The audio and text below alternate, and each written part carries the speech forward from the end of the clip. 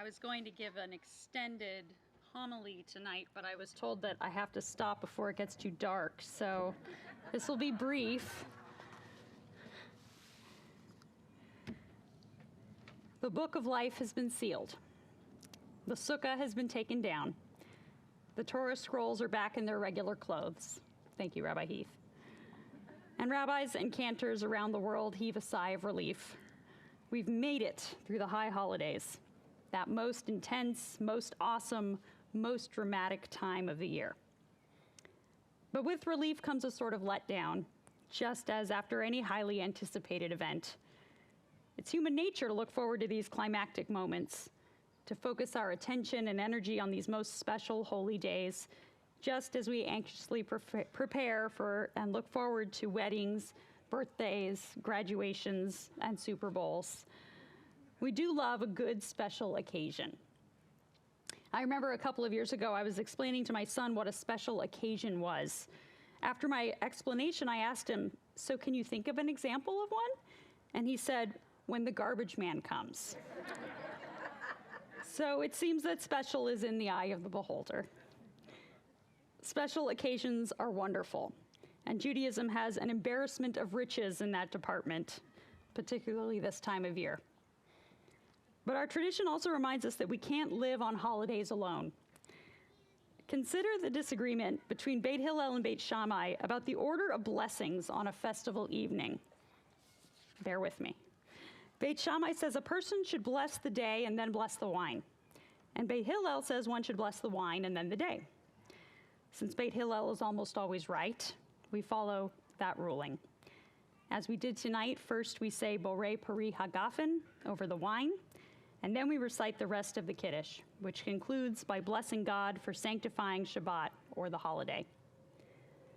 This might seem like an obscure, not particularly interesting halachic dispute, but the reasoning behind the decision is significant.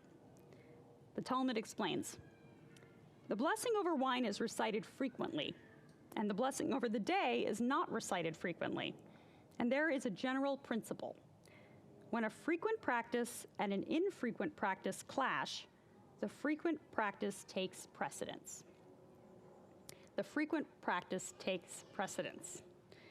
In other words, we might think that meeting the obligations of the special occasion is more important than fulfilling the mitzvot we perform every day, but the halakha says the opposite. Even on holidays, our daily practices should still remain our primary concern. The origin of this principle comes from the order of sacrifices that are prescribed in the Torah, which we don't need to get into tonight. But the bottom line is that the most valuable offerings to God are the regular ones, the mundane, everyday goats and sheep that were offered on the altar as the olat tamid, the regular daily offering. Devotion to God is demonstrated by our regular, both in the sense of recurring and in the sense of ordinary offerings.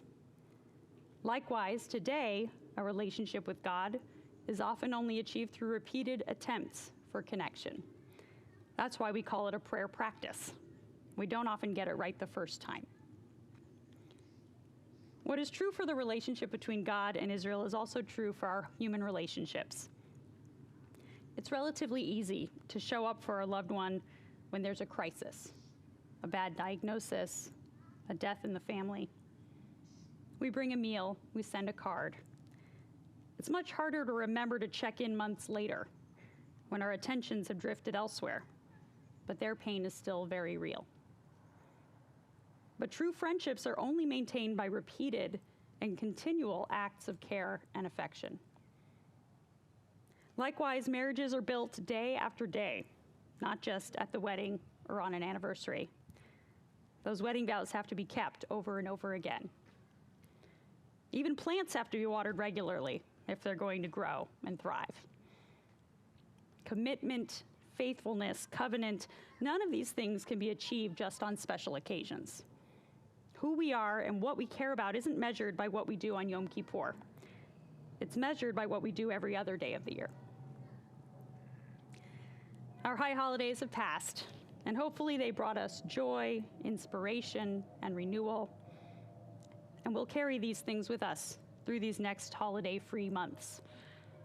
But now we have the opportunity and the challenge to recommit ourselves to the Olat Tamid, the regular acts of faithfulness and devotion, the sum of which ultimately make for a life well lived, a life worth living. Shabbat Shalom.